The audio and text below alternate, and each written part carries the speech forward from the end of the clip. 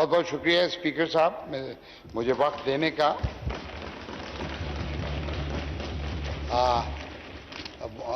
میں آج پہلی دفعہ اپنے مائک کو میں نے آن کیا ہے پچھلے 3 سال کے اندر, تو امید ہے آپ مجھے تھوڑا سا وقت دیں گے کہ میں کچھ بات رکھ سکوں, کیونکہ اس میں معزز ایوان کا میں نے کبھی بھی ایک لمحہ بھی وقت لیا نہیں, نہ ضائع کروایا. پچھلے 1.5 ماہ سے پاکستان انجینئرنگ کونسل جو کا ایک الیکشن کے سلسلے میں پورے ملک کے طول و عرض سے میں کیمپین کر رہا تھا, اس کا میں نے دورہ کیا اور اس میں ہزاروں انجینئر سے بھی رابطہ ہوا. انجینئرز جو کہ ملکوں کے معمار ہوتے ہیں, میرا اور ہمارا ملک پاکستان بھی, اور میں فلور کے دونوں طرف یہاں پہ جو ہمارے ارکان ہیں ان کی توجہ چاہوں گا کہ ہمارا ملک جو کہ تیسری دنیا کا ملک ہے, ترقی پذیر ملک ہے, اور جب سے ہم نے ہوش سنبھالا ترقی پذیر ہی ہے. اس کو کئی نسلیں گزر گئیں ترقی یافتہ دیکھنے کا خواب دیکھتے ہوئے,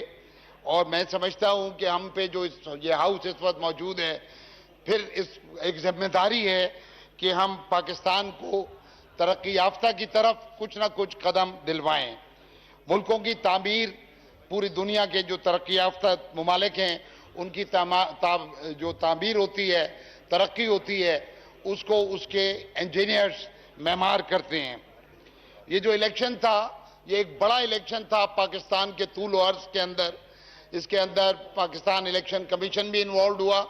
نادرا بھی انوالوڈ ہوئی, اور پورے ملک کے 2 لاکھ انجینئر جو ویلڈ ووٹرز تھے وہ اس میں حصے دار بنے. تو انجینئرز کی جو برادری ہے اس کے اندر سارے اکیڈیمیا, جو وائس چانسلر, پروفیسرز, یہ بھی آتے ہیں. اس میں کم سے کم جو ووٹر ہوتا ہے وہ 16 جماعتیں پاس ہوتا ہے, اور اس کے اندر جو سرکاری انجینئرز بھی آتے ہیں, اور اس کے اندر جو فوج کے اندر انجینئرز ہیں انجینئرنگ کور کے وہ بھی آتے ہیں, پرائیویٹ سیکٹر بھی آتا ہے, اور انڈسٹری بھی آتی ہے, کنسلٹنٹس بھی آتے ہیں, اور کنسٹرکٹرز بھی آتے ہیں. چونکہ میں نے جب دورہ کیا تو مجھے انجینئرز کے مسائل کا بھی ادراک ہوا اور ان کی مشکلات کا بھی ادراک ہوا. مجھے اس چیز کا بڑا شدت سے احساس, جیسے میں نے پہلے کہا کہ ہم ایک دلدل کے اندر پھنسے ہوئے ہیں, اور اس سے میں جتنے ہاتھ پیر مارتے ہیں اس کے اندر ہم مزید سنک کرتے جاتے ہیں. میں یہ کہنا چاہتا ہوں اپنے تمام معزز اراکین سے کہ اگر ہم نے اپنی انجینئرز کی طرف توجہ نہیں دی, ان معماروں کی طرف توجہ نہیں دی کہ جنہوں نے 22 کروڑ لوگوں کو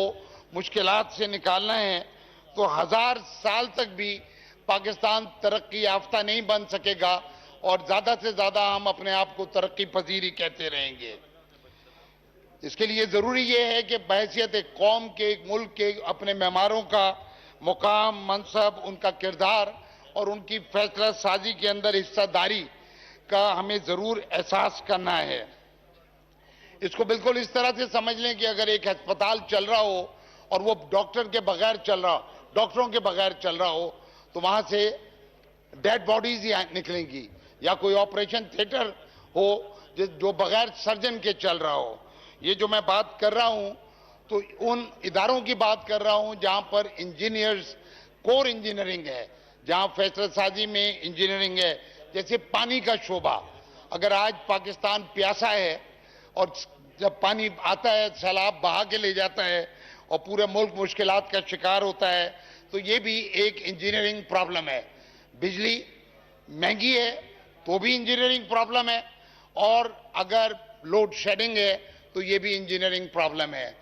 ایک ہر طرف انجینئرنگ ایمرجنسیز ہیں. یہاں پر اس وقت بہت قابل اور لائق لوگ موجود ہیں, لیکن خدا نخواستہ اگر اس وقت کوئی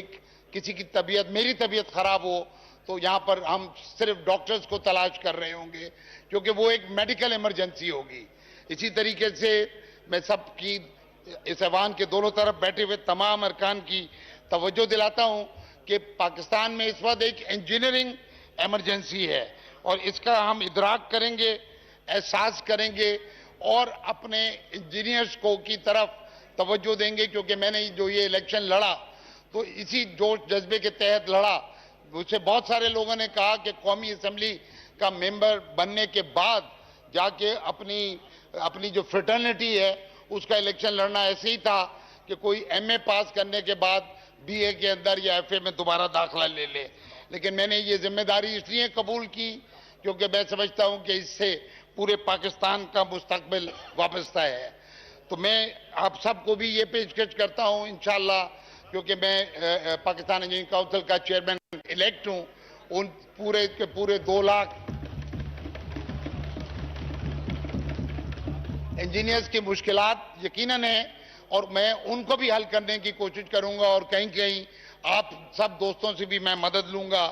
اس لحاظ سے کہ کہیں وہ ٹیکنیکل الاؤنس جو کچھ صوبوں کے اندر ہو گیا ہے، فیڈرل کے اندر ابھی نہیں ہوا ہے، اس کے پیچھے جائیں گے.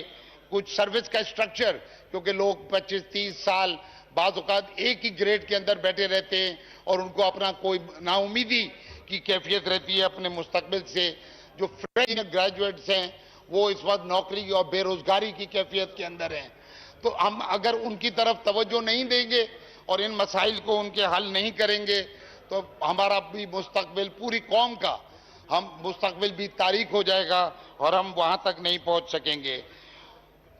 یہ جو الیکشن ہوا اس کے اندر بہت بڑی تعداد میں انجینئر جڑے،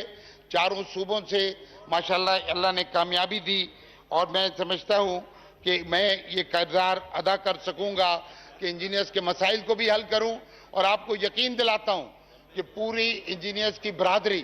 جو کہ 4 لاکھ انجینئرز پہ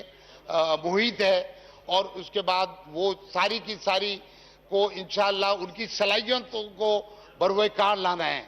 اصل کام یہ ہے کہ وہ کرسیاں، وہ شعبے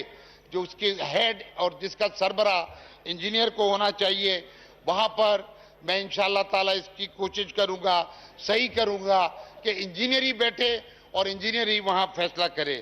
ہمیں یہ اہمیت ایک دفعہ میں اور احساس دلانے کے لیے اپنی پوری قوم کو اور اپنے یہاں کولیگز کو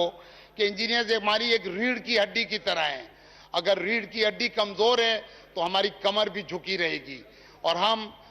قرض کے اندر اور مشکلات کے اندر گھرے رہیں گے. میں کوشش کروں گا کہ ہماری جو حکومت ہے، ہماری جو اسمبلی ہے، اس میں اور انجینئرز کے اندر جو کہ معمار ہیں، جو ملک کو ترقی کی طرف گامزن کریں گے، جو 22 کروڑ لوگوں کو اس قسمہ پرسی سے، مشکلات سے نکال کے اس پل کا کردار ادا کروں اور ان کو انوالو کروں. ان کی تعلیم اور تربیت کی طرف بھی توجہ دوں گا. مجھے یہ بھی احساس ہے، اور جب تک ہم ہولسٹیکلی ساری چیز کو نہیں دیکھیں گے تو مسائل حل نہیں ہوں گے. کہ انجینئرز کی کوالٹی بھی بہت کم ہوئی ہے. تو انشاءاللہ تعالیٰ کہ اپنے معماروں کو، انجینئرنگ یونیورسٹیز کو، ان کے کریکولم کو بھی اور ان کے سٹینڈرڈز کو بھی، تاکہ جب انجینئر نکلے تو وہ اس قابل ہو کہ وہ اس ملک کا ایک لیڈر کے طور پہ نکلے. اور صرف میں انجینئرنگ شعبوں کی بات کر رہا ہوں. بینک کا سربراہ یقیناً انجینئر نہیں ہوگا، انجینئر کا کوئی فورن پالیسی میں بھی کوئی دخل نہیں ہوگا، داخلہ کے محکمے میں بھی نہیں ہوگا، لیکن پانی، بجلی، گیس، پیٹرولیم، کمیونیکیشن، جو کور انجینئرنگ شعبے ہیں، اس کے سربراہ اور اس کے بعض اوقات سیکریٹریز بھی. اور میں آپ سے شاید قانون سازی کے اندر اس میں بھی مدد لوں، کیونکہ میں نے جیسے کہا کہ 42 سال کا کریئر لگانے کے بعد ہم سارے انجینئرز، سینئر انجینئرز جو ہیں وہ قوم کے سامنے شرمسار ہیں کہ ہم ابھی تک اپنے آپ کو زیادہ سے زیادہ ترقی پذیر کہہ سکتے ہیں، ورنہ باہر کی دنیا ہم کو تو غیر ترقی یافتہ ہی کہتی ہے. تو اس لحاظ سے ہم انجینئرز پہ بھی توجہ دیں گے، ان کی کریئر کے اوپر بھی توجہ دیں گے. اور اگر اس پہ میں ہوم ورک کروں گا کہ پاکستان انجینئرنگ سروسز، کیونکہ اس کو ایمرجنسی کی طرح ہم نے اس پہ توجہ نہیں دی تو مشکلات بڑھتی جائیں گی. اور وہ جیسے میں نے کہا کہ جتنے ہاتھ پیر ماریں گے، اور ظاہر بات ہے کہ یہاں پر بیٹھ کے مجھے اس کا اور زیادہ احساس ہے کہ بھرپور کوشش کے بعد، ایمانداری سے کوشش کے بعد، اور بہت سارے اکانومی کے معاملات بھی بہتر ہوئے ہیں، لیکن جو منزل ہے وہ بڑی دور ہے. اور یہ اسمبلی بھی وہ کردار ادا کرے. اس کے بعد والی بھی پاکستان اکیڈمی آف انجینئرنگ بن چکی ہے، وہاں پر انجینئرز کی تربیت کریں گے تاکہ وہ بیوروکریٹس کی طرح، اور جس طرح سے اسٹاف کالجز سے ہمارے فوجی بھائی اپنے کمپٹنس کے ساتھ نکلتے ہیں یا ہمارے بیوروکریٹس نکلتے ہیں، تو انجینئرز کو بھی پاکستان انجینئرنگ سروسز کے ذریعے بہترین انجینئرز کو اس خزانے کو جو ہمارے پورے ملک نے ایف ایس سی کے بعد 12 جماعتیں پاس کر کے بہترین دماغ ہم نے وہاں پر جھونکے ہیں، تو ان کی اس تجوری کے اندر جو خزانہ ہے اس سے پورا ملک بھی استفادہ حاصل کرے اور پاکستان بھی ترقی کرے۔ اس میں انجینئرز کی پہلے ہم نے مدد کرنی ہے اور انہوں نے پھر لیڈرشپ رول کے تحت یہ ذمہ داری کو اٹھانا ہے کہ پاکستان کو اس کے مسائل سے نکالے۔ میں وقتاً فوقتاً انشاءاللہ طلبگار رہوں گا اس ہاؤس کی مدد سے بھی کہ ہم ان کے لیے سہولیات پیدا کریں، بہترین ان کی تربیت کریں اور ان کو اس طرح کے تاکہ وہ ملک کی تعمیر، اس کی ترقی، تیسری دنیا کی لعنت سے ہم نکلیں اور ترقی پذیر کی اس سے بھی نکلیں، نام سے بھی نکلیں اور پھر مراحل کو اوپر بڑھتے ہوئے انشاءاللہ میری زندگی میں نہیں تو یہاں ہاؤس میں بیٹھے ہوئے جو نوجوان ہمارے یہاں پہ پارلیمنٹ کے ممبرز بیٹھے ہوئے ہیں یہ اعزاز حاصل کر سکے اس پارلیمنٹ بھی کہ انشاءاللہ کہ ملک میرا اور آپ کا ملک پاکستان ایک ترقی یافتہ ملک بنے۔ بہت بہت شکریہ۔ جی جناب ڈاکٹر عباد اللہ خان صاحب۔